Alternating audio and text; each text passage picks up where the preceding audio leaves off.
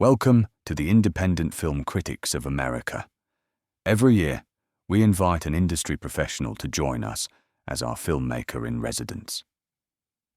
Over the course of their term, we sit down with them and have an in-depth discussion about their career and their views on the industry and film criticism at large.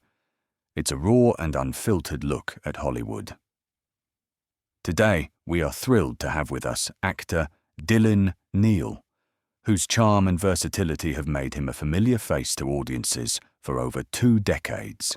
You might know Dylan from his memorable role as Doug Witter on Dawson's Creek, or perhaps you've fallen in love with his work in the Hallmark Channel's Gourmet detective series, which he not only starred in, but also wrote and produced. With credits spanning everything from Sabrina the Teenage Witch to Arrow, and a knack for bringing depth to every character he portrays, Dylan has built an impressive career in both television and film. So grab your coffee, settle in, and let's dive into a great conversation with the incredibly talented Dylan Neal and Independent Film Critics of America, Chairman Byron Lafayette. I guess just kind of getting started, how did you get started in the entertainment industry? I think, like so many actors, for quite a long time, I'd sort of been interested in pursuing acting, but I was a very shy kid as a teenager. And a school that I went to for a very long time was called Appleby College in Oakville, Ontario, where I grew up. And it was sort of an English boarding school, prep school type deal. And they didn't have a drama program, but they did a school play.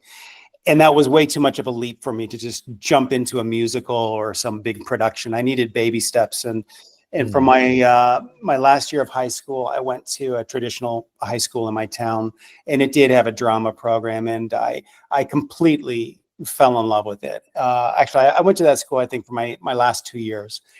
And the drama teacher there saw that I had a passion for it and an inkling of talent. And she kind of took me under her wing and introduced me to her old agent in Toronto. She had been a former professional actor, and I auditioned for the agent and started there doing all the things that a young new actor does, which is getting into class, but going out on commercial auditions and small day parts. I think I did a little bit of extra work in the early years, and bit by bit, you start to get experience, and that's how I started. Just like everybody else, really small, just figuring out what the hell it is that you're doing. Absolutely. That's it. It's always fascinating to me when I hear like kind of what you mentioned, that so many actors are, really shy, growing up when they start.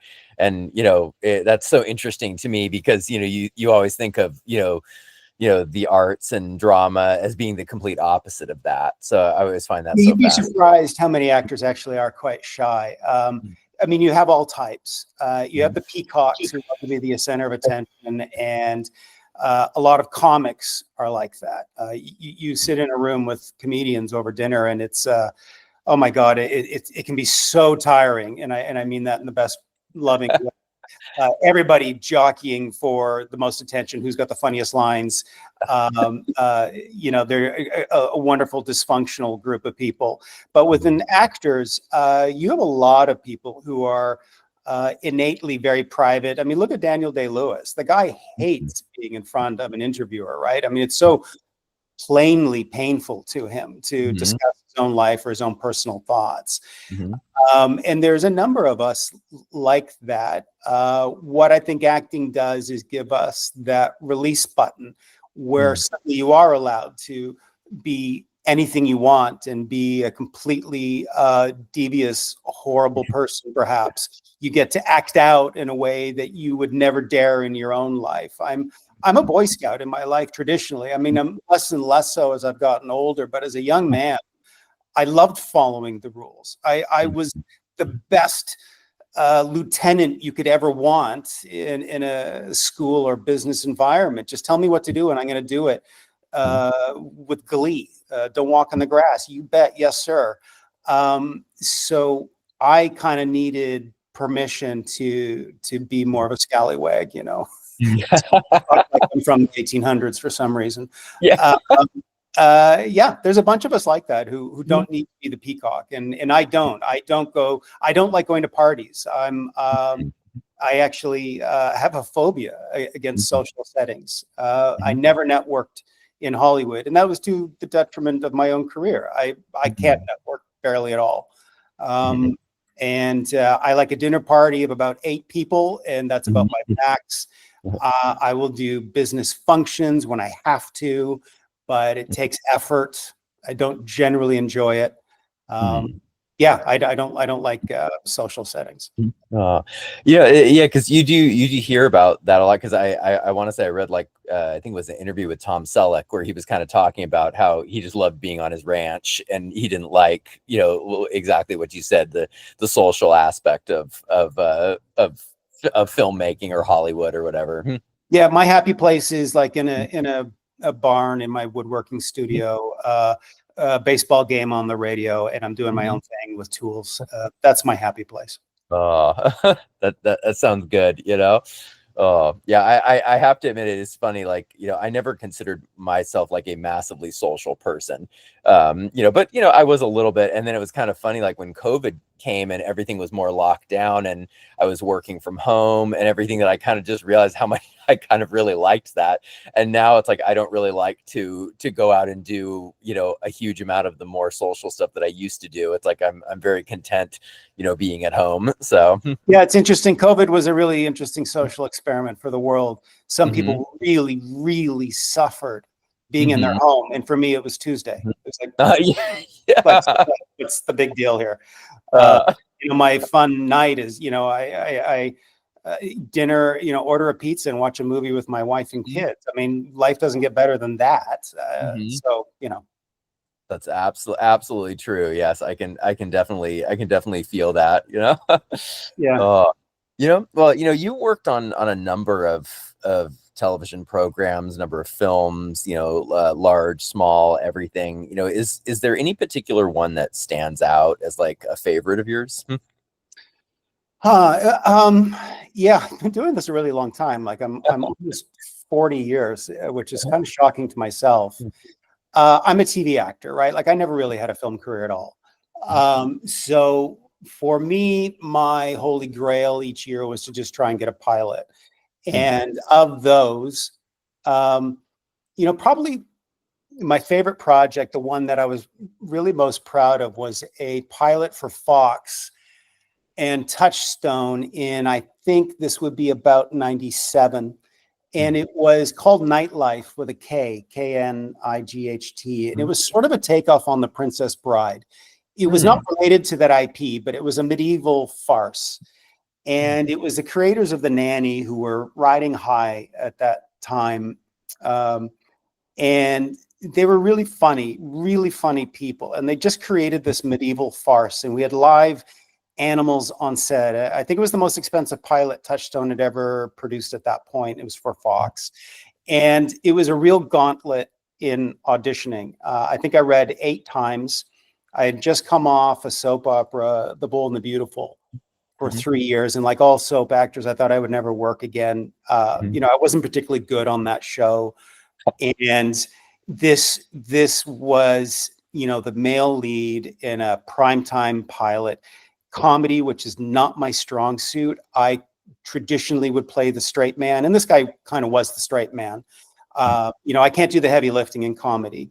And it required an English accent, and I'm not particularly talented in dialects either. So after 8 auditions, I finally got it. And I could tell, you know, at the final network audition, where usually you're up against just 2 or 3 other guys, and you know it's one of us. You've already signed your contracts. You know all the money that's on the line as you go in. You know, it's a life-changing event. And I lived for those moments back in the day when we used to read in person, and we used to go to studio first and then network. And the number of your competitors, as I saw it, we always were competitors. I always viewed auditioning like a tournament, you know, like a tennis tournament. You start out with 100 and you get down to 2 or 3 in the finals. And at each stage just gets smaller and smaller and smaller, the number of competitors. And so at the end, you know who this is, it, one of us. And they called me back in after we had all done, and one other actress. And I could tell, I think this is it. This is like they're doing a chemistry read.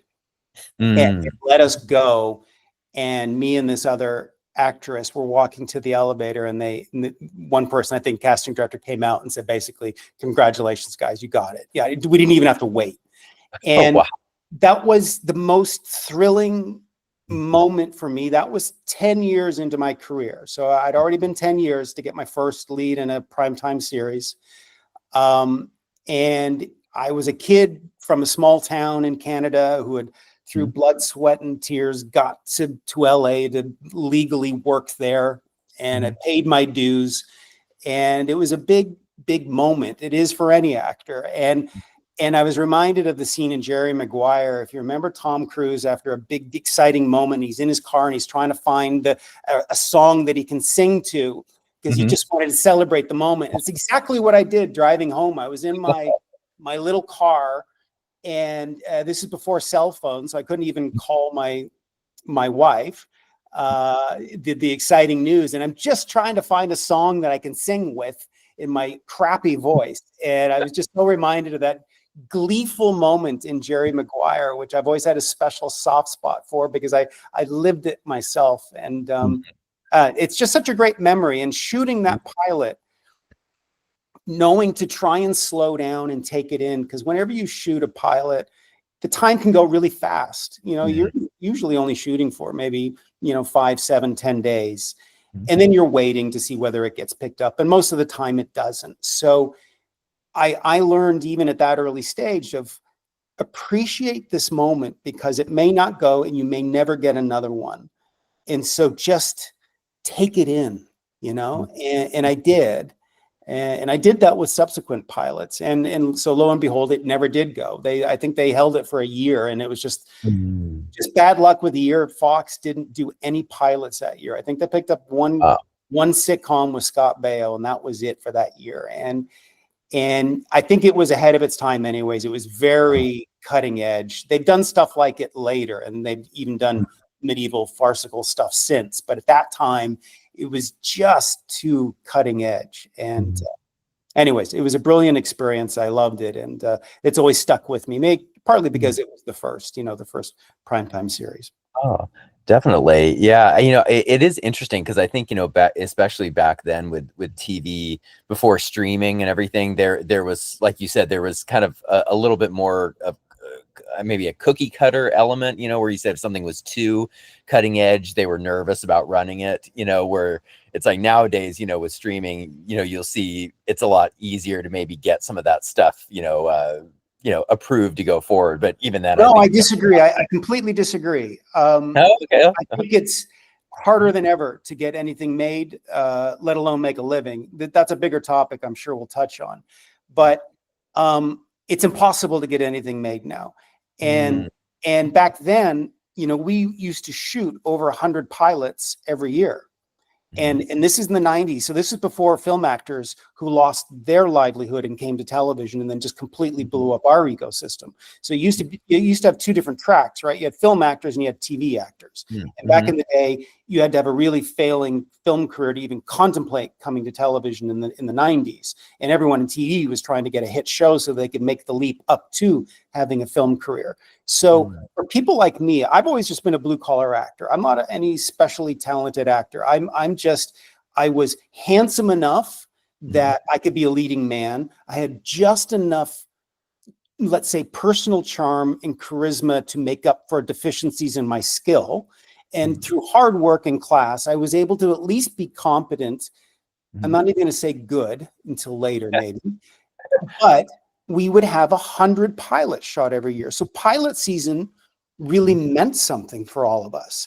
And if you got to a level of competence in your particular lane, leading man, supporting actor, comic actor, whatever, you usually kind of learned you had a special skill set. Doesn't mean you couldn't do other things, but you played in your lane a little bit. You could get work. And pilot season was enormously important for all of us, because even if the show didn't go, You got paid enough that your year was covered. Because remember, all of us are starving, right? Nobody makes a living in this industry.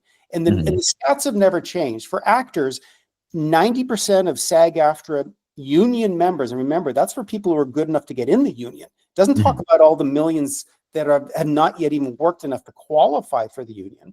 Of union members, 90% don't make enough for health coverage, which is $28,000 a year. Wow. 10% of union members make more than $28,000 a year. Underline that. And it has never changed. So nobody makes a living in this industry. Now it's impossible to make a living. But back then, you had a fighting chance. And so as a creator, writing TV shows, you could argue whether it was more cookie cutter than it is today. I wouldn't say that. I would say you always had cable. You know, cable's been around since the 80s. You had HBO doing cutting stuff. No, maybe we weren't doing Euphoria, but it didn't mean that there was less opportunity. You just worked within this particular range, and then every once in a while, maybe a cable network would take a little bit more risk. But that wasn't about volume of work. There was way more, it felt like, volume of actual work that the average person could get. Now you have to be famous to get a job, no matter what level, like even fifth billing on the call sheet. That person's usually well recognized. It's impossible to work now, and it's not going to get better. But maybe we'll go to that a bit later. No, because you know, it's. I'm glad you brought up the element of, like, you know, the earnings with like 10% and higher, because I remember this was probably maybe 2 years ago or so. I was talking with someone, and they mentioned how they had known this person who had worked in, and they didn't say which Netflix show it was, but they were like, oh, they worked in some Netflix show. They were the series regular, and that they had mentioned to them that they were making, like, it was something like they had to live in LA full time, to film, but they were making like $35K a year, basically from the show for like 10 episodes or something. And they were saying, like, how in the world do you live in LA with $35K a year, and having to live in this, certain area to film? And, and it just kind of hits home exactly what you just said. Well, that's why nobody makes a living. It's one of the reasons why I left LA in 2001. I'm not optimistic about the industry. I think it's only going to get worse. I don't know anyone at my level of career who's not terrified and has no idea how they're going to make a living. And newsflash, the good old days of LA are gone. They're never coming back. They will not come back. It is not just an industry issue. It's a macroeconomic issue in the light of fiat debasement and inflation.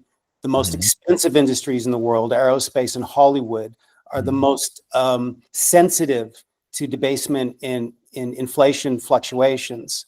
And then when you add all of the mismanagement within LA proper with film permitting and regulations, and then the cost of living, and you have to pay for healthcare for Teamsters naturally, but you don't have to do that elsewhere in the world. And we're at a time and place where you have to compete globally no matter what industry you're in. And this doesn't even touch on AI. This is just international competition.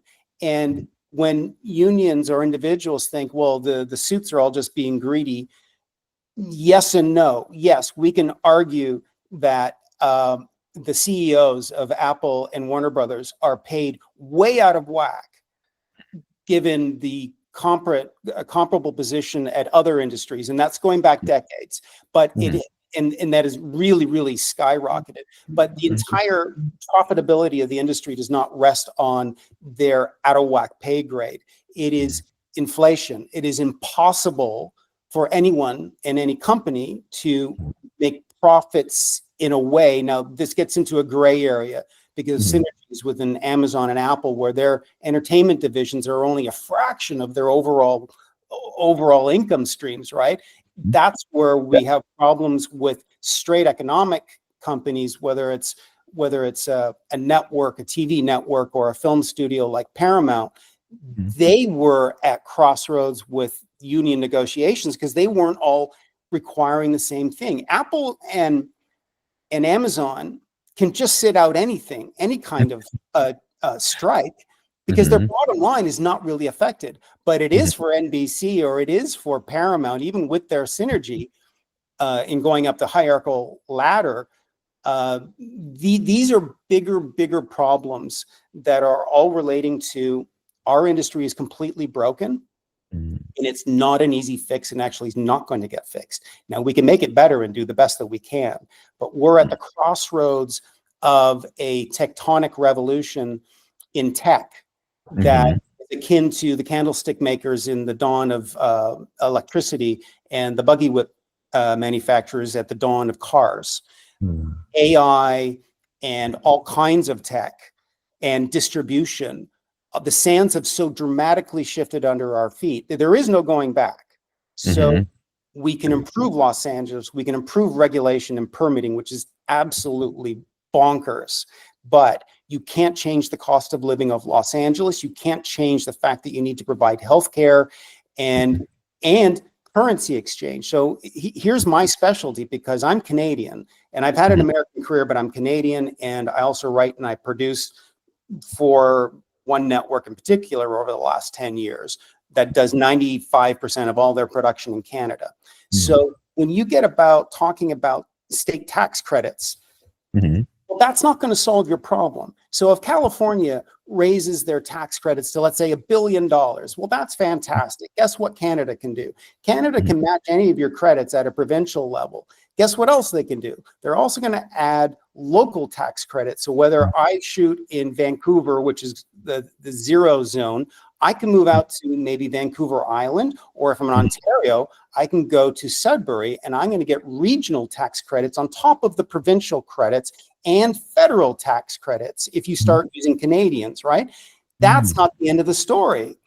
Now we're talking about currency conversion. Right now, currently, $1 US gets you $1.38 Canadian.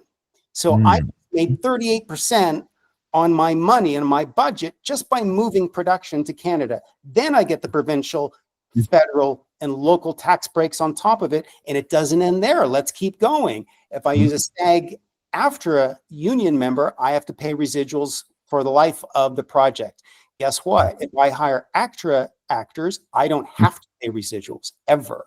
I have to pay a little bit of a bump up front, which laughably the unions call that's the residual. We're just going to pay up front at once. It's not. It just means that your pay grade for the beginning of the contract gets closer to what an American gets. But then payroll, the production company and the studio and the network never have to pay residuals ever again. Do you know what a logistical nightmare it is for any production company to have to pay and track residuals for decades at a time?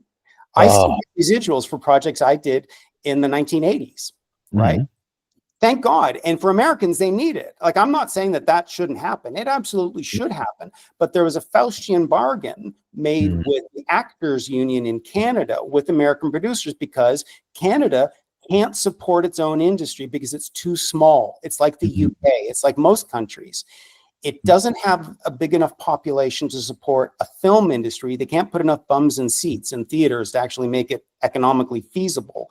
And the same goes for television, even with advertising. The population is too small to pay for product that has to compete with the United States because they're neighbors. So when you make your cop show or your law show in Canada, it's never going to be as good as an American show, but it better at least be like tier B. It's got to at least play somewhat close to it, which means it's really expensive. And the only way Canada can support itself was two ways. Number one, they need government subsidy, and they absolutely have to do that. And for every dollar that the government plows into the industry, it comes back multiple times over for a local economy. So it's a good bargain. It's not a handout. It's an investment in the economy. But number two, the unions had to make a Faustian bargain with the US. And so guess what? We will not charge residuals, and we'll never pay actors the same as you guys need to pay them in the United States. So Canadian actors will always get paid breadcrumbs, but they'll get volume. So you go on IMDb, and if you can find Canadian actors, they're going to have 100 credits. They're going to have 250 credits. But you look at their individual credits, and it's like bodyguard, man at gym. And these are people with 30, 40-year-old careers. They rarely get to graduate to, like, Canada doesn't have a star system. So you get, let's say you get a series regular in Canada. The United States, that means generally, hey, I've reached this level. From now on, going forward, if all goes well or as expected, this is the level I'm at now. I'm going to move laterally or above. There's sort of a star system. Your name generates kind of wealth within the industry. You've proven yourself to be liked by the audience. You've proven yourself talented enough. So therefore, we're going to slot you into other projects of a similar stature to protect our investment. In Canada, that doesn't exist. It just doesn't exist because there's only so many Canadian projects. And so if you kept using the same actors over and over, it would look like repertory theater. So they have to spread out the wealth a little bit, but it means nobody ever gets job security or can make enough money to live. So you're paid less and you don't have any job security of, hey, I'm a well-known actor. Well, too bad. Now it's Bill's turn for the next lead because there's only 5 shows being made and you can't keep getting the same, you can't keep getting hired over and over and over. You got to spread it out. So that's why Canadians, to have any sense of job security, you had to, if you're ambitious, you had to come to the United States to go for volume. You had to be part of the 100 pilots being shot every year to have a shot at ever making a living beyond subsistence, right? That is fascinating, huh? Yeah. So I never knew that about. And then you'll know when the Canadians didn't make it because they go back home. That's that, you know, like anything. It's like it's a very difficult thing to sustain. I was lucky. I carried it on for 25 years in Los Angeles before I left for Portugal, where I am now. But that was because I essentially retired, or I was able to escape and for different reasons. But I left because I saw what was coming. LA is blowing up at a city level for any number of political reasons and budget reasons that they cannot afford and they cannot fix. And then I saw our industry about to implode, and I'm pushing 50 and it's about to come to a crashing halt anyways. So what should I do to protect my family? And for me, that was to get out of Dodge. No, I mean, that it makes sense. You have to look at, like you said, yourself, your family, and you have to realize, well, what do I have to do to survive, you know, and to make a life for myself? You know, it's like all the rising costs out here in California. It's like I'm in the greater LA area, and it's like I probably won't be here, you know, for more than a couple more years before, you know, I'm gonna have to, like, you know, move to another state or something. Yeah, and you will, Byron. You will leave. How long have you been there? I've been here in Southern California my whole life. So, okay. And so you've seen it firsthand how it's changed, right? Oh, absolutely. Yeah. Like I look back on, you know, like the 90s, you know, when I was growing up, and it's unrecognizable now. It's completely different. And it's just crazy because I'll see, you know, like, you know, just as example, I have a friend who lives in Texas. He works, you know, as like a defense contractor. And, you know, he probably makes about half of what I do, you know, somewhere around there. I don't know the exact amount he makes, but, you know, but it's like, he's buying a house, he's doing all this stuff, you know, and it's like, and, you know, here in greater LA, it's like, I'll never be able to buy a house, you know. It's like, no, you know, I saw it all myself. I arrived in 92 as well. And just as the industry has changed, the city of Los Angeles, what our generation we're probably not the same generation. What the younger generations believe that they could ever achieve has greatly, greatly changed. The American dream, maybe it still exists, maybe, but maybe it doesn't. Maybe it was always an illusion. I don't know. But yeah, it's a very, very difficult time ahead for the city of Los Angeles, but also for all my friends, my dear friends and colleagues who are still there trying to figure out how they can possibly stay in the city they love and still make a living in this industry. Yeah, because like you said, you know, AI, just all the different changes, everything. Like, you know, I work in the marketing and corporate marketing area, and it's just like, you know, I talk to people about like the bloodbath of like the tech industry, of like all the layoffs, everything. Like I've been very lucky in that, you know, I'm in a relatively safe, you know, area for right now, you know, but it's like you said, you know, everything's changing, you know, and it's going to be a different world in 5 years, you know. Yeah. Mhm. Just keep in mind, AI is as worse as it will ever be today. Mhm. Every quarter, not even every year, every quarter, it's exponentially going to get better. And Mhm. it will affect every single industry. But Mhm. the artists, unfortunately, Mhm. are getting bulldozed, and it's only going to get worse. Mhm. And you can think of the canary in the coal mine was really the music industry, Mhm. because music, strangely enough, is math. It's easily Mhm. broken down into math. Mhm. And what does AI do best? It's math. And Mhm. so AI for a long time has been able to pass the Turing test of completely 100% AI produced music, no matter what the genre, from gritty old 30s style bluegrass, right? You Mhm. cannot tell in the hands of a truly, truly skilled AI prompt engineer in music what is real and what is fake. Mhm. And the entire music industry, I mean, it's just, music's always been decimated, right? It was Mhm. decimated at the dawn of the internet with all the pirate uploading that was originally done, right? And then with Spotify and streaming, and there's just zero. It's so difficult. I won't say zero. It's so difficult for any, not just up and coming musician, but for established musicians to make a living now. Touring Mhm. is the only way that they can try and survive, but you have to be already kind of famous to tour. And the Mhm. labels aren't going to be spending much money on young acts now, because they're just trying to survive. The one Mhm. caveat now for almost anybody, but because we're talking about music, and Mhm. I'm not a specialist in music, but because it's entertainment, it's a little bit in my wheelhouse, Mhm. is Patreon and subscription style membership to a Mhm. young band that somehow, crook or by whatever, that they get some kind of a following.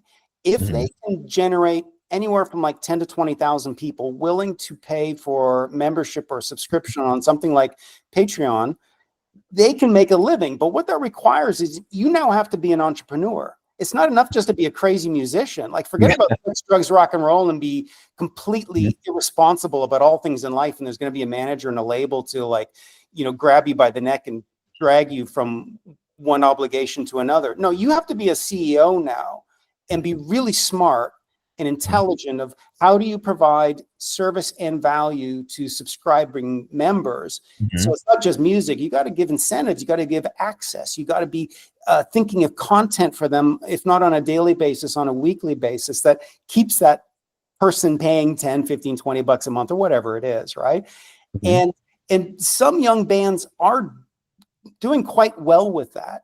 Mhm. Now, how long can you sustain it? I don't know. We're in the arts. We're a gig economy. Nobody gets any longevity in this industry anyways, right? I mean, that's True. our Faustian bargain, right? You want to go for this kind of lifestyle? Well, you have to accept you're never going to have job security. You're never going to have control over your finances, and you're probably going to have a short lifespan.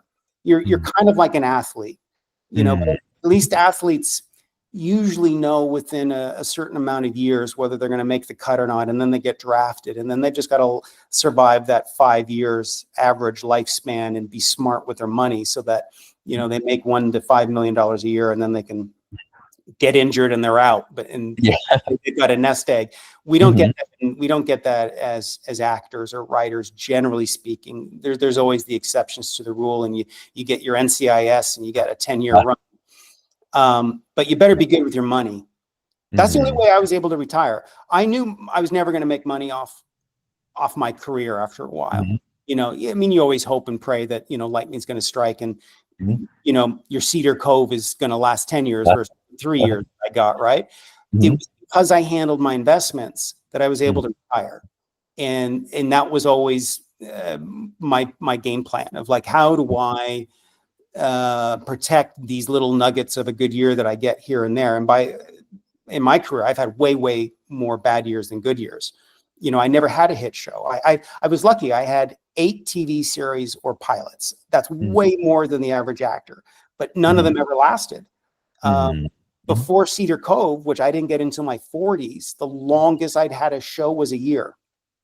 That was it. So you have a Mhm. good year, then that will stretch out because you get paid pretty well. So, okay, so that lasts me maybe 2 years.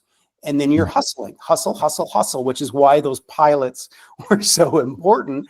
And I didn't have to compete against Mhm. a movie star, right? It Mhm. was just everyone sort of the same ilk. It was a Mhm. little bit more of a fair competition, if you could ever call it fair. Mhm. So it was my ability to be an investment wealth manager Mhm. for me to get out. But again, not everyone can do that, right? That's an unrealistic sort of a requirement for most people. And if you put all your money in a mutual fund, well, God help you, that's not going to do it. Yeah, You got to it's get true. over fiat debasement and inflation. You've got a hurdle rate of about 8 to 14% every year. If you're not making 8 to 14% on your money every year, you're losing money. Warren Mhm. Buffett's average over his entire lifetime was 17%. That's how ridiculously well you have to do to just survive now. Again, off topic. Let's stay Oh on. no, no, but it's true. I remember it was, I think it was the showrunner of NCIS LA, that it was one of the actors who was on the show. He was a younger guy, and he And I know the eventually. showrunner, by the way, Scott. We came to LA at the same time. Oh really? Yeah, it We was. had a It was. mutual friend. We both stayed on his couch, along with Ryan Gosling too, by the way. Oh, that's hilarious. Oh, yeah. I remember he mentioned how this one young actor wanted to leave the show, and he said, I sat him down and I told him, I said, you're young, you're making a really good salary on this show. I know you want to do stage work, but he said, keep going with the show for a while, become financially independent. He's like, and then you can do as many stage shows as you want. It's like, Yeah. No, Scott Gimmel's a great guy, and I'm so pleased for his success with the pit right now. And he came from another small town in Canada, not far from where I grew up, and we both knew Ron Oliver. Ron Oliver is a writer director who's mostly been associated with Hallmark for the last 15 years, but Ron did a horror movie with me back in the late 80s, and he has a habit of sort of adopting kids over the decades. And so his couch was the couch I stayed on when I moved to LA in '92, when I didn't know anybody. And then Ryan Gosling, about 2 years later or so, also from their association up in Canada. That's funny. Oh, I always forget that Ryan is from Canada. That's A true. few of us. Keanu Reeves spent Uh-huh. time in Toronto when I was coming up, and obviously all the comedians, like, we punch way above our weight on the Canadian on the comedy side. Jim Carrey, my drama teacher, had an association with Jim Carrey a little bit. He went to a school in the town over from me, and Mike Meyer. I mean, it's endless. I don't have to go through the whole litany of Canadian comedians. And now we got Ryan Reynolds as being like the big superstar. Good It's Canadian true. kid. That's funny. Oh, that's funny that you a minute ago that you mentioned Hallmark, because I definitely wanted to ask you about your the Gourmet Detective series that you did. Right. Definitely I would say probably I've seen a lot of Hallmark over the years, and I would say probably Gourmet Detective was my favorite of their mystery series. Right. Yeah, I always thought it was just really well crafted and everything. And you created that character, correct? Yeah, my wife and I, we sold that. We wrote all of them. I exec produced all of them, but really exec produced. A lot of actors get that title as a vanity title, and but I'm actually running pre-production and production, and that was one of the nice things that Hallmark did for me when I was there, was they really let me earn my producing stripes. And so, as much as working at Hallmark took years off my life for a variety of reasons, and I honestly didn't enjoy many aspects of my time at Hallmark, they really let me, and also with my producing partner Joel Rice at Muse Entertainment especially, to really learn how to run a project creatively on the ground, making, like, I was really allowed to make all of the creative decisions by and large. And then when we ran into financial problems, as we did with every single project, because you have about $5 to try and make a movie and not make it look like a high school production, you had to creatively, as all producers do, no matter the size of the project. Producers on a $200 million movie say, "Oh, if we only had another $20 million, what we could do." You learn how to creatively get out of a problem. And that's part of the skill sets of a good producer is how do we still give the tools that the writer needs, in that case, that's still me, but then deliver responsibly on time and on budget. And we were always on budget. In fact, what no one knows is most of the Hallmark, most of the gourmet detective movies were forced to have reduced budgets from all of the other movies. And the only way we survived that is we lied on our time schedule with the network. If any network exec is listening to this, this will be a bit of a surprise. I'll get in trouble. Well, it doesn't matter now because they wouldn't let you do that, but it was the only way we could do it. So we would hand in a schedule for a 15-day shoot, which is required, but we actually shot it in 13 days. And then we lied about what we were doing for 2 days. And I guarantee you there are not many directors or executives that would know, or producers that would know how to shoot a TV movie in 13 days and have it at some kind of broadcast level. And I did that once. I think Gourmet 3 was 13 days. Gourmet 4 was 14 days.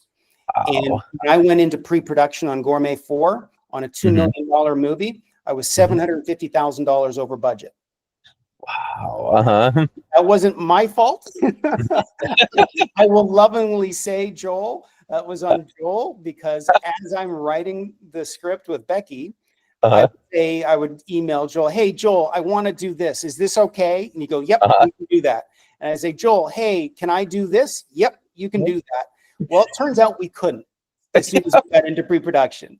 And it was a big, big problem to be $750,000 over budget on a $2 million budget.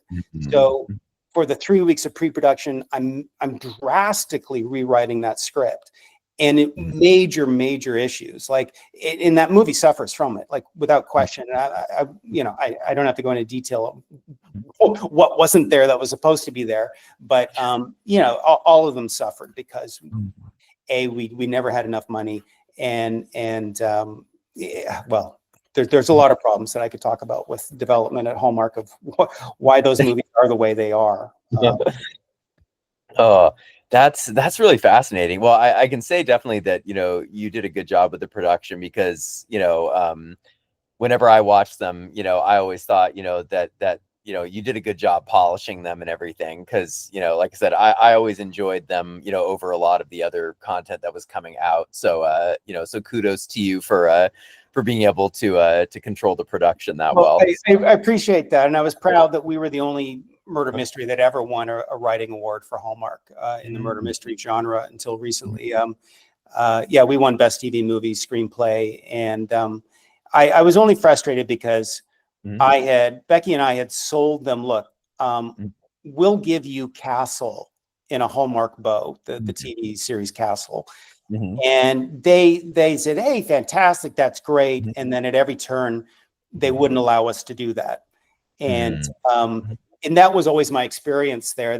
Another funny story, like the very first thing that Becky and I sold there, and this is under different leadership than is there now. But, we sold something called Disorderly Conduct, which was sort of a takeoff on Doc Hollywood with Michael J. Fox, where you have a doctor who's on his way to Los Angeles. His car breaks down in a small town, and the town colludes to keep him and try and convince him to stay because the town needs a doctor. And it's all very sweet and very Disney-like, right? And it's fun. Many people will remember that movie. And so we had a setup of something called Disorderly Conduct, where these two young women are on their way across country. They get caught in a circumstance which happens to be this barroom brawl. Was not their fault, but they get charged with disorderly conduct because they discover that the father of one of these women is like a billionaire, and they're having trouble with their hospital fundraising pledge, and they're going to run short. And maybe if they can just kind of, keep these two under lock and key and squeeze a few extra bucks out of their dad, the hospital will be saved. And it's just light and sweet and hijinks. And Hallmark bought it. They said, fantastic. And great. So then we start to write the movie, and then they say, well, the thing is, we can't do a barroom brawl. We won't allow that. They can't be arrested on disorderly conduct, and the team can't collude against them because that sounds mean. You go, why did you buy this? I Like, mean, that's the whole why script. did you buy this? Because you're now telling me I can't do anything that I just sold you, and the whole premise of the movie is based on disorderly conduct and the town colluding. But that is what we learned was the MO of Hallmark under Bill. It was just insanity at all times. Development at Hallmark was truly, truly insane. And when, all writers will complain about their development process at a network or studio, right? That's the ecosystem of Hollywood. The suits, who, we all lovingly, not so lovingly call the executives, we call them the suits. We hate working with them, and the suits hate working with actors or artists, let's say. They just, it's two ecosystems and cultures that have to play nice together, but at the end of the day, they don't really like each other. And when you're a writer, there's nothing more painful than being a writer in this industry. No one is shat on more than the writer. No one works as hard as the writer and does not get the credit that they're due. And so when you're with a bunch of TV writers, everybody will just kvetch about the horror stories of network notes. In fact, there's a very famous book that was written called A Martian Wouldn't Say That. And it was all about the insidious notes from network executives over the decades that are legitimately real. And it's almost impossible to believe that they're real. But that's how ludicrous network notes can be. And so Beck and I, we'd go out to dinner with our friends in prime time, and where we've come from as well. We've sold pilots in prime time, but at this time we were working at Hallmark. And we'd listen to all their horror stories and nod and go, oh my God, I know, it's awful, it's awful. When it was our turn, we would tell them stories, and there would just be silence at the table.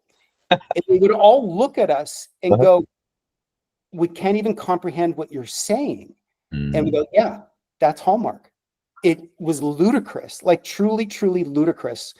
And that management has all been shaken up many times over, but Hallmark 2.0 and 3.0 is exactly kind of the same, because I did work there for a period after, and the notes were insane. And I eventually kind of lost my mind, and I blew up in a note session, and that was the end of my time at Hallmark, because I just couldn't take it anymore. It was like network. It's like it's the line. I've had enough. I can't take it anymore.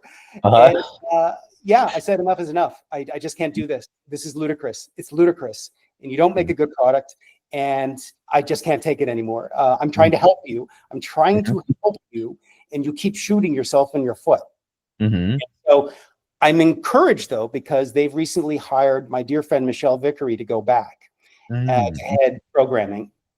And Becky and I are both very dear friends with Michelle, and she was always handcuffed back in the day under Bill with what could and couldn't be done correctly there. And now that hopefully she is given the tools to do the correct thing, I have nothing but high hopes for Hallmark and Michelle, and I wish her nothing but success. And if she ever called, I would definitely take that call. I have always had a soft spot for Hallmark. I have no problems with family-friendly entertainment. But I never thought you needed to have your adults behave like children. You never needed to talk down to your audience. Pixar is a family-friendly brand, of course. And their stories, their scripts have some of the most nuanced storytelling in all of Hollywood, and they have the Oscars to prove it. You don't need to talk down to your audience. You don't need to have infantile scenarios. Treat your audience like people, and give them heart, give them honesty, but don't have everyone act like children. It's just silly. And I don't do that. I can't do that. And Becky certainly can't do that. Our obstacles always were. I think we were always viewed as rather difficult writers there, because but I'm passionate. I'm not so passionate as about acting. I'll act in anything, whatever, who cares, right? I'm making a living, and sometimes you get a great project to work on, other times you don't. But when you're a writer, it takes a piece of your soul to get from A to Z. And maybe we can talk about film criticism on this topic, because even a fluffy piece of entertainment, it's very, very hard as a writer to get from A to Z, and then survive development, to make a sale, and then to survive development to get that final green light. And when you get asinine ludicrous notes that you know are just hurting your baby. It's Mm-hmm. painful, but you know what? That's what we signed up for. And that's why writers drink. And that's why a lot of people don't survive the industry for very long, because it's too painful. Go to fiction. Your publishers, you'll still get notes from your publisher, but it's a far kinder process. Or better yet, just self-publish and do your own thing, you know? No, it's absolutely true. Yeah, because I had a poetry book published recently, and it is true. I got notes from the publisher and everything, but for the most part, they were pretty kind about certain changing certain elements here and there, for the most part. But I have a sci-fi novel that I'm getting ready to release, and I just decided to that I'm going to publish it, self-publish it, because I read it over and I looked at it and I was like, there's no way any publisher is going to publish this, because I had a whole style and everything that I wanted to do with the perspective of the character, and I was like, this is never going to be published, just because it's not what science fiction does, and they're going to want me to rewrite and change everything. And I was feeling a little bit difficult, because it was like, I'm not going to change the story at all because I don't want to. And that's where people learn. I mean, everyone thinks that they can be a writer, and not everyone's going to get published, because it is a high bar.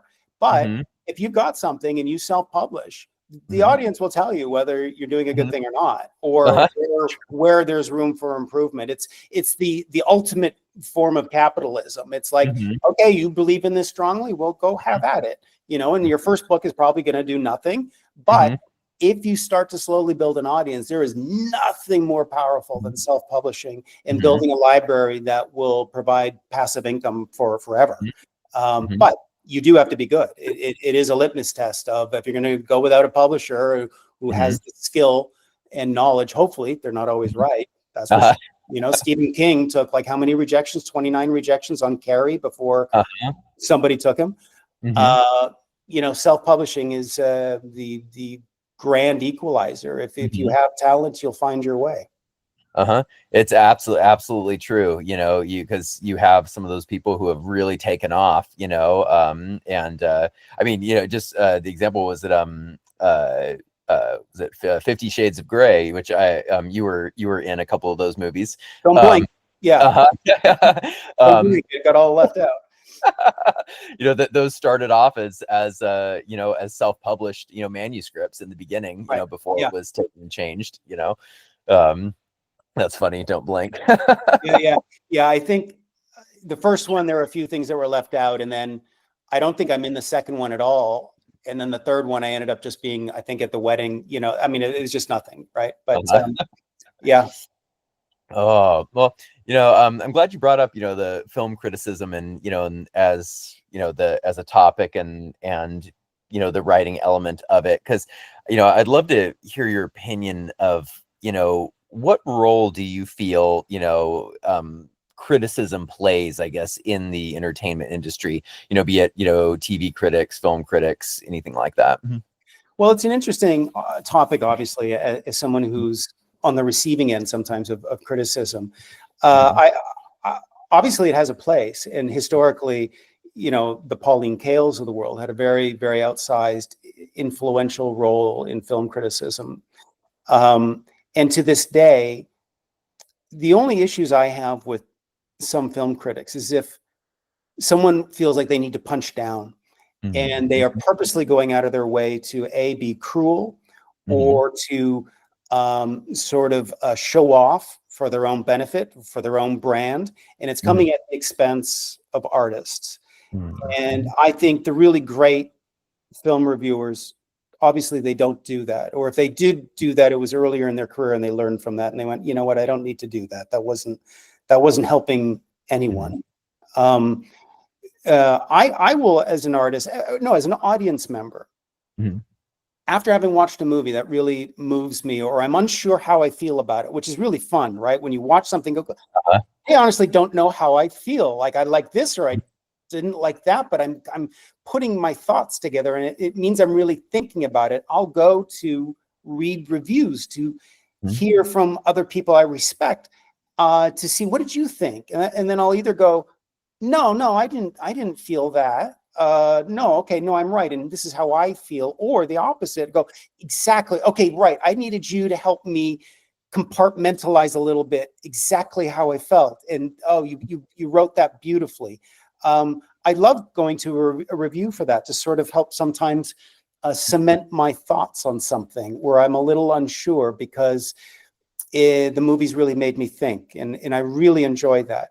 I think, however, film criticism is probably in a difficult place, because what does the average person do nowadays? They just look at the tomato reading, or they look at the critic. They're not reading reviews. They're looking, oh, it's 89% on tomato. Great, I'll go see it. And that's it. That's the end of any reviewing that they're using. And when you just go to an algorithm, you're losing, obviously, the art of film and television criticism, which is an art form. And it is about being a good writer, about being an historian, a cinephile, hopefully, right? And it can be a beautiful art form in of itself. But when it's nasty, when it's trying to show off, especially when it's punching down, I get angry by that, because in most cases, these film reviewers have never once in their life attempted to write a script or have told a script, because if they had, they would tread with more reverence. They would know how bloody difficult it is to sit down at a keyboard and type fade in, and then try to get from A to Z over the next months to just finish a screenplay. To just even finish a screenplay without even handing it in somewhere is an accomplishment. And then to revise it. And then, as I said, if you're lucky enough to ever sell it, then the real hard work starts with notes. Because the problem in our industry, which is, I don't even know if you can call it a problem. The reality of our industry is, if you put 10 experienced producers or writers in a room, you're going to have 10 completely different opinions on how a scene should read, how a character should be developed, or how a theme should develop across a movie. Who's right or who's wrong? Well, they're all right, because they're all based on their own life experience. We all are bringing our own baggage, our own successes and failures and life experience to every artistic endeavor, and we're all completely different. And so when you have a room of chefs, unfortunately, and that's the way it is in our industry, all contributing, it can be bloody messy. And the writer is the one, again, who's getting shat on, because they didn't hand in a script unless that they thought it was perfect. I mean, sometimes, yeah, there are deadlines and you're scrambling, you hand in something and you've got a lot of work to do. Frequently, that writer just patted themselves on the back and went, all I want to hear is thank you, right? And they're not going to. Then they just have endless notes. And at the end of the day, it's the money that gets the way, the deciding vote in how it goes, and rightly so. This is a business. It's not a charity. You got paid. That person now owns the material. They're putting millions on the line, which could be all thrown away. So of course they get to have their say.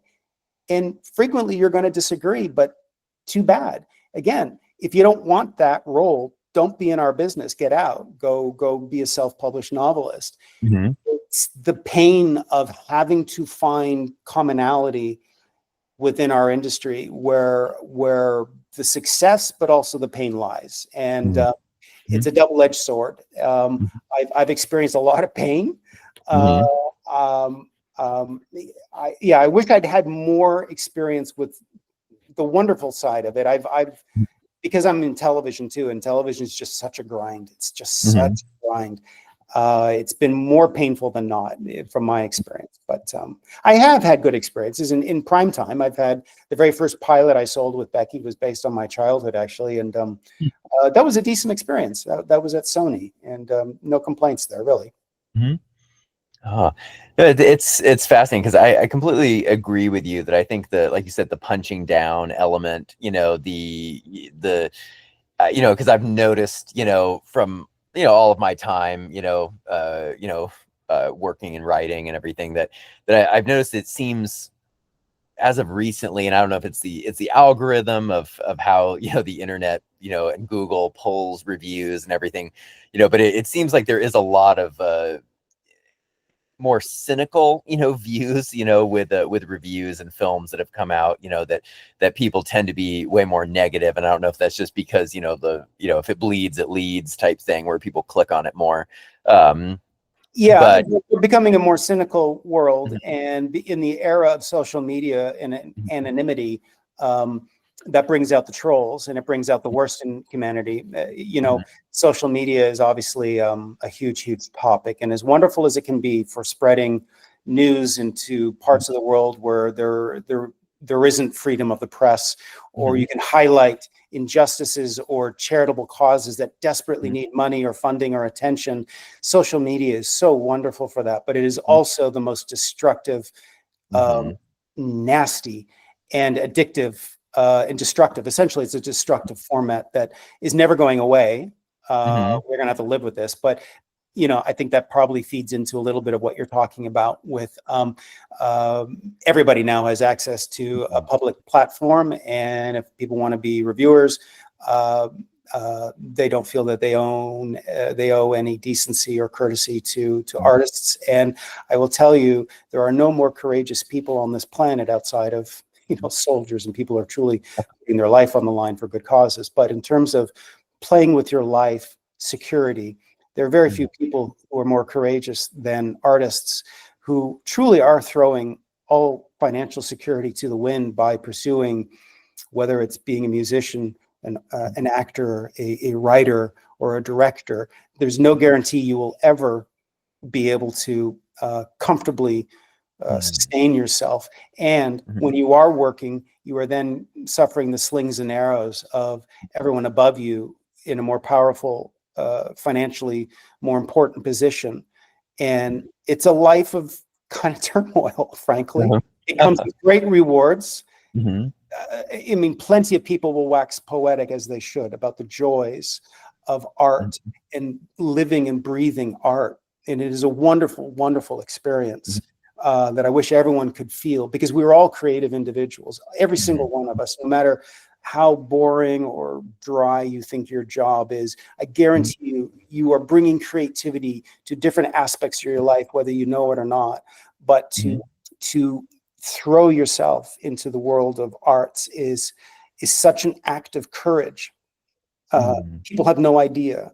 And the sacrifice that we make, as you were talking about your friend, this further along in life, and they buy a house at an earlier age, they have children at an earlier age. The artists are always sacrificing because we are financially generally not going to do as well, or it's going to take longer than all the people we went to school with. And it's very difficult to see your schoolmates all moving ahead in life, and you're still like, oh man, I hope I can pay rent next month. And the best that I can ever ask for is I get a TV series, and maybe it lasts a year or two, and maybe that'll be the best I ever do. And what's it mean after that? Well, it, what's his name? Scott Goodfellow, Professor Scott G talks a lot about it's kind of like specifically young men, but he talks about the younger generation and the life choices you make. And he makes a very, very good argument about it's fine to dream about having a life in the arts or being a musician, but by God, you better understand you're asking for a life of difficulty, and you better be comfortable with that. And when young actors reach out to me, in fact, somebody just DM'd me on social media the other day about advice, and I try to help. Always tough love. I always tell them the negatives. And are you aware of this? Because you better not go down this path unless you understand the suffering that's coming your way. And only then, if you accept that, go for it, man. Go for it and dive in with everything you've got, because it's going to take tenacity and perseverance and picking yourself up from a crying fetal position on the floor more times than you care to admit to keep going. But you better have your head screwed on correctly, because this is no joke. You're playing with a lot of difficulty, and you better be prepared to struggle for 7 to 10 years, because that's just the starting line. No, absolutely. It's so true. Because I'm working on a nonfiction book right now about this TV show Jericho that was on CBS in the mid 2000s. Yeah, I know. So Well, didn't oh yeah, J. Michael Straczynski write Jericho? yes, Yeah, we did I did Babylon 5, the third Oh, okay. incarnation with Straczynski, and so I knew him quite well back in the. Oh, okay. Yeah, I was a huge fan of the show, and so I kind of got this idea for a book. So I've been interviewing some of the crew about it, over the course of the last year. And I recently talked to, it was Jonathan Steinberg and Dan Schatz and some of the other ones, and they kind of said very similar things to what you said of how them coming out to LA trying to make it with nothing, and that kind of scariness of not having a safety net, of the struggle, of what it took, and no promise that they were ever going to make it with anything, No, there's no promises, so that's the deal. No promises. But the great American dream, it's all there for you if you somehow cobble together the goods.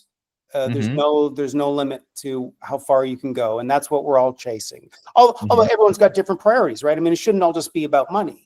I mean, plenty of people go into this industry and they just want to go into theater and they just wanted to make a living. Look, can I just make a living?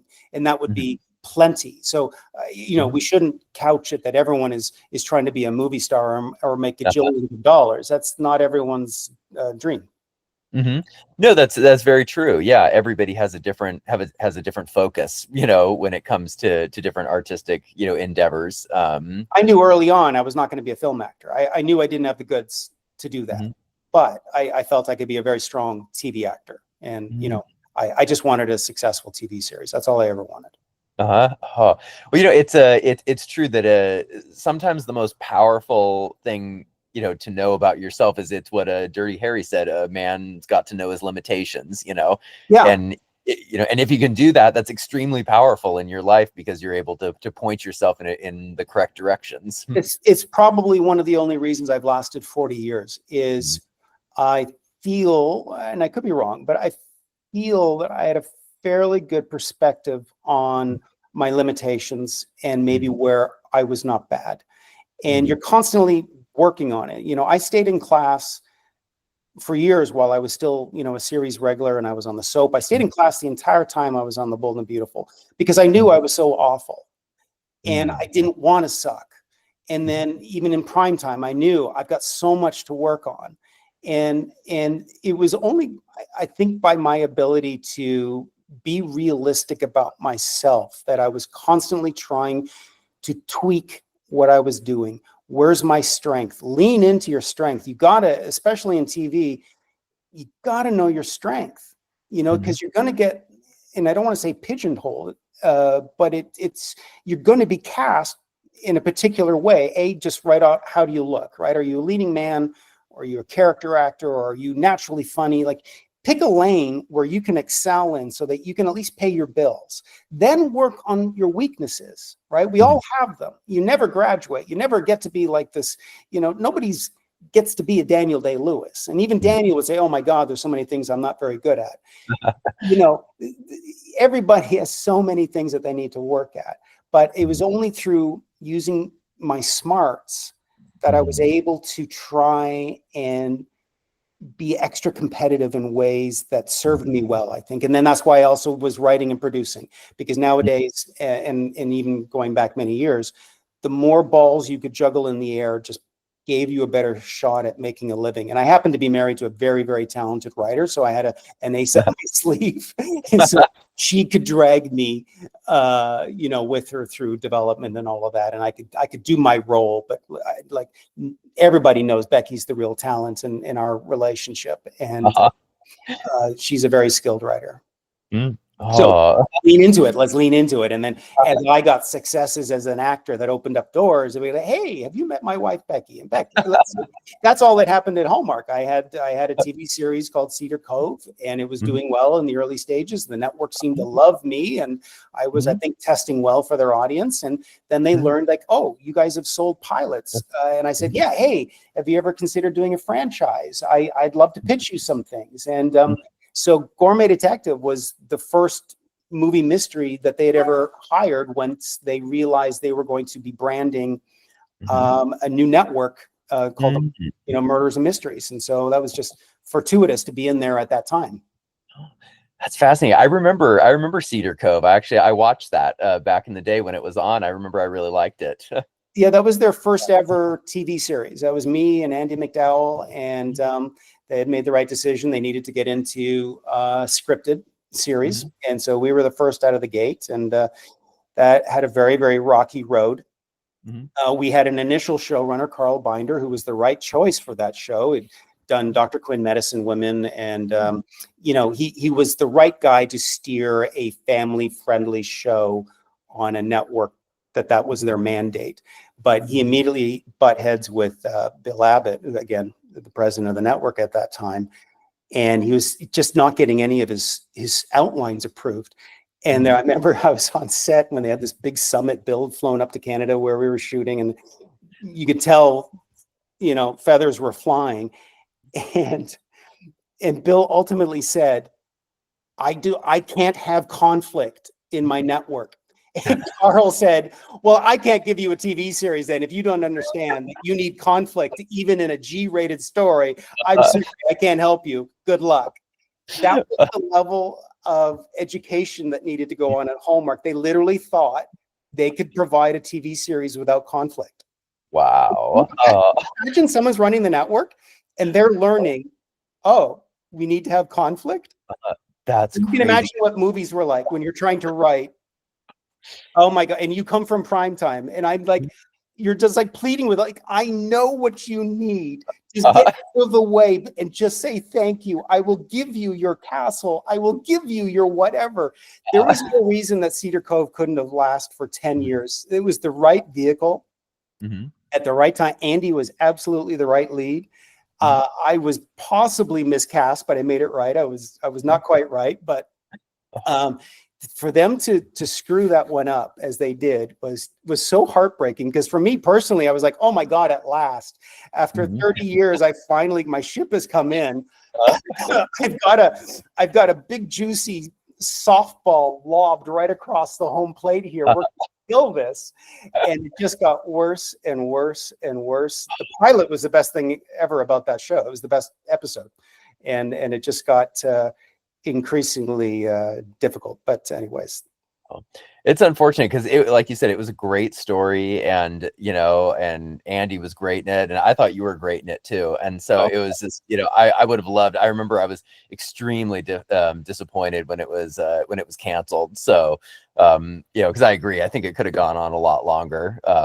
Bill didn't want to lean into the quirk of the town, and that was the exact mistake, because just in the way that Northern Exposure is all about a fish out of water, right? You bring the doctor in Northern Exposure from a city, plunk them into Alaska or wherever it was, and it's it's just a fish out of water story. I mean, this is just writing 101, and you have to lean into the funny and the humor of the town, because that's the juxtaposition. And the fish out of water guy, the new guy in town, comes to love it and appreciate all the things that a small town and the quirk and charm of that, right? And then he also brings some lessons for them. I mean, this is just, we've been watching this story forever and ever. Bill didn't understand that. He thought if we leaned into the town, we were making fun of the town. And it couldn't have been further from the truth. So that old character of Moon, who, I mean, oh my God, at every point, Bill just made the wrong choice.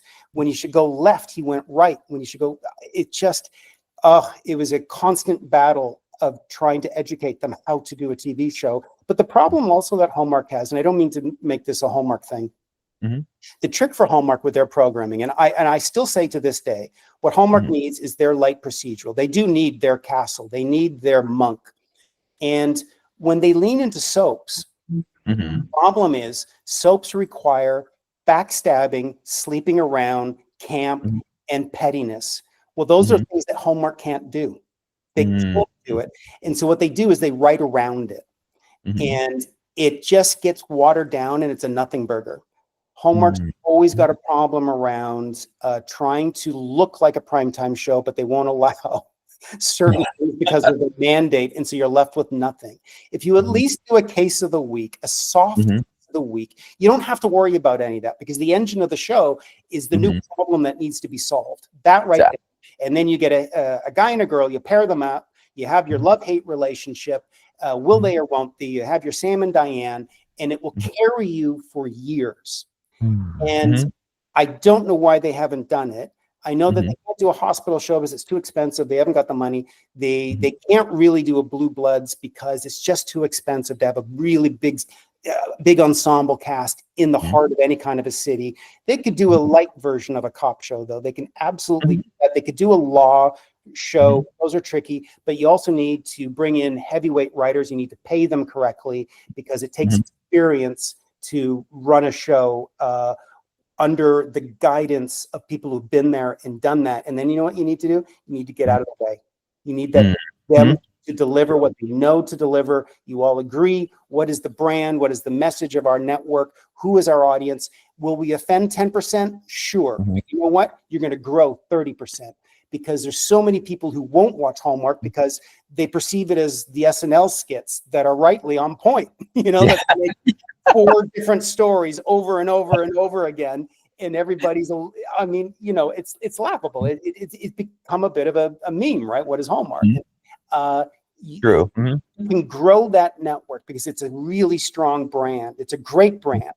And maybe lean into the Hallmark movies of the week of old that they jettisoned. They jettisoned all of them. They should lean into more of the $5 to $6 million movies, maybe 3 times a year to elevate, get some bigger names in there, swing for the fences a little bit, maybe try for an award, maybe like to be like a really good script instead of Save the Christmas Tree Farm again, right? Like leave it.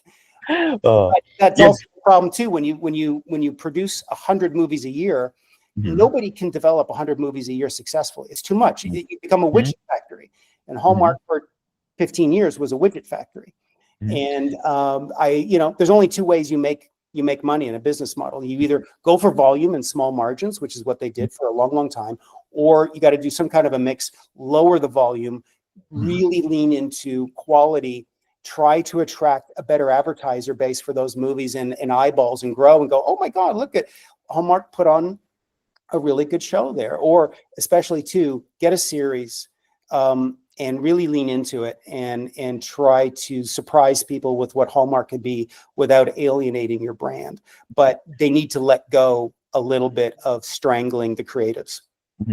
Absolutely, because it was funny because I remember this is probably about like maybe 6 months ago or so. Like my mom was watching Hallmark, and she said, oh, Byron, do you know like why don't they do like the Hall of Fame films anymore? And she was and she was bringing up like she said like she said I remember there was like it was like a murder mystery in like Amish country or something, and it was like fairly gritty for as far as Hallmark went, And she was like, I remember that was really good. And she's like, I wish they did those kind of movies, again. And I was thinking about it. I was like, oh yeah, I remember a lot of the Hall of Fame ones, I made a post on Instagram I don't know, the other month when that Vince Vaughn movie on Netflix called Nona's was out. And it was a really, really sweet Hallmark type, Save the Restaurant kind of movie. Now, of course, it had a stellar cast, and Vince Vaughn is a true movie star. But that script, there's no reason why that script couldn't have been at Hallmark.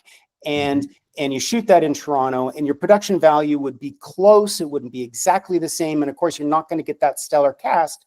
But if you had made it a Hallmark Hall of Fame and you gave it with inflation, now that $5 million movie is going to have to be more like $7 million. You could get some recognizable names there who are really skilled, and you could do that. And then you would raise your profile again. Now, I don't know what I'm talking about because I'm not on their books. I don't know how tight they are for cash. Everybody's tight for cash now. It's not as though they've been doing all the firings that they've been doing because things are going so well.